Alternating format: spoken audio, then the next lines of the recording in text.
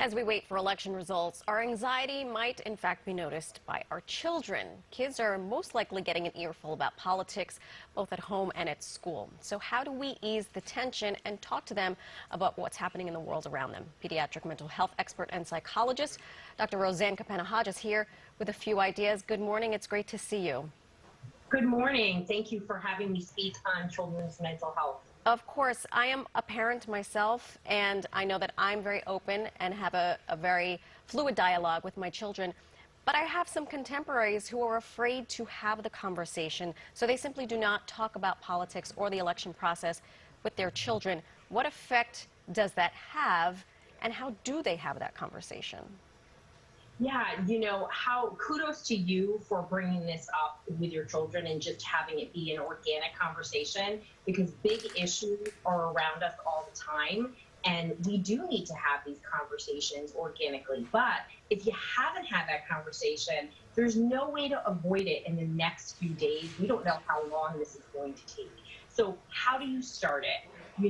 First of all, you want to check in with your child and talk to them in a really developmentally appropriate way and find out, what do they know? Do they have any questions for you? And you want to ask questions that aren't yes or no, like, do you have questions? You want to say things like, what did you hear that's going on in the election?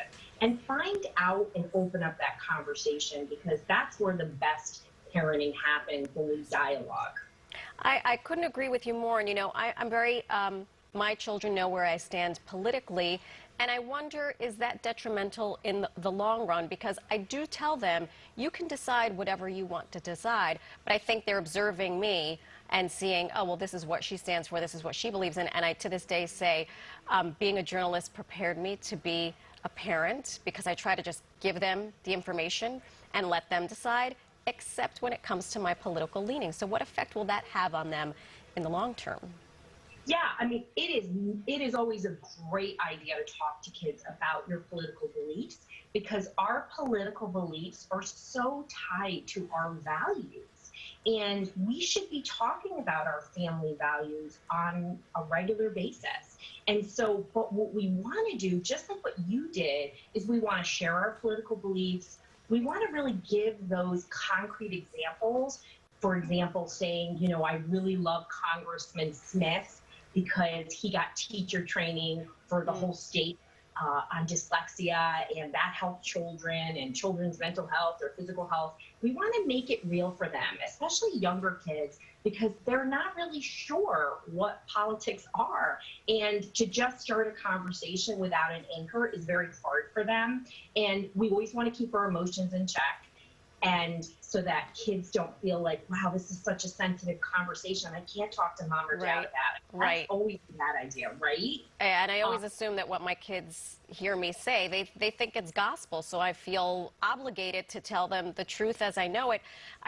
There are a lot of children who are getting their political information, or information in general, from social media.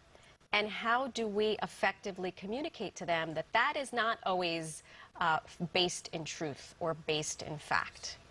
Yeah, so it all goes back to providing the belief system and the anchor and talking about your values, because when kids understand that and have a base, no matter what the issue is, politics, drugs, any big issue, then they have a place to fill in the gaps. There's no way to avoid getting information from our friends and social media. We did too. We didn't have social media.